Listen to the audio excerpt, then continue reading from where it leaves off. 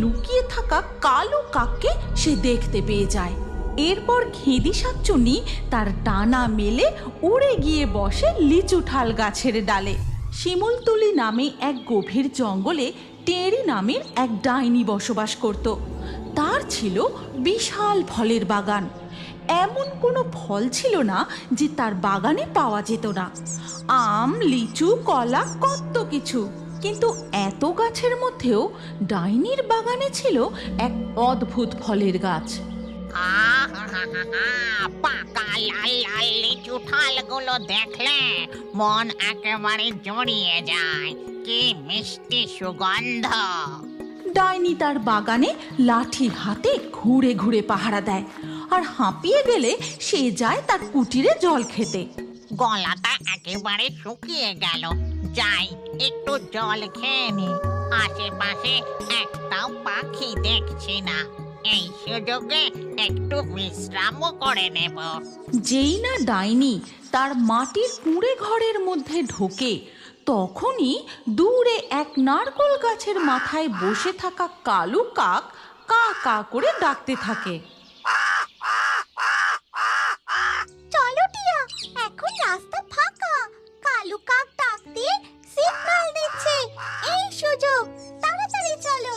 চলো চলো, তাড়াতাড়ি চলো। টুনি, টিয়া, কালু কাক উড়ে সোজা গিয়ে বসে ডাইনির বাগানের নানান রঙের ফলের গাছে, আর মজা করে সেই ফলগুলি খেতে থাকে। গোটা শিমুলতলির জঙ্গলে ডাইনির বাগানের মতো এমন রং বেরঙের সুস্বাদু ফল আর কোথাও পাওয়া যায় না, তাই তো লোভ সামলাতে পারি না।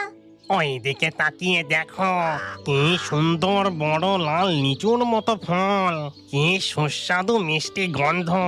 চলো আমরা ওই ফলটাই খাই। হ্যাঁ, সত্যি তো, ওই লাল ফলটা থেকে কি সুন্দর গন্ধ ভেসে আসছে। এরপর টিয়া, টুনি ও কাক গিয়ে লিচু ঠাল ফলে ঠোকর মেরে খেতে থাকে। তোমরা তাড়াতাড়ি খাও, এক্ষুনি ডাইনি চলে আসবে, তখন আমাদের পুরো করে উড়ে পালাতে হবে।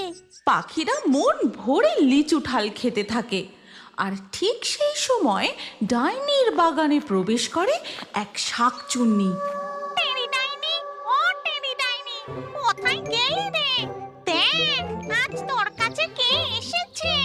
এ হলো খেদি শাকচুন্নি, টেরি ডাইনির একমাত্র বোন। থাকে দূরে গ্রামের এক পচা ডোবার পাড়ে। সেই পচা ডোবা থেকে খেদি শাকচুন্নি মাছ ধরে খায়, আর প্রতি বছর এই সময় সে আসে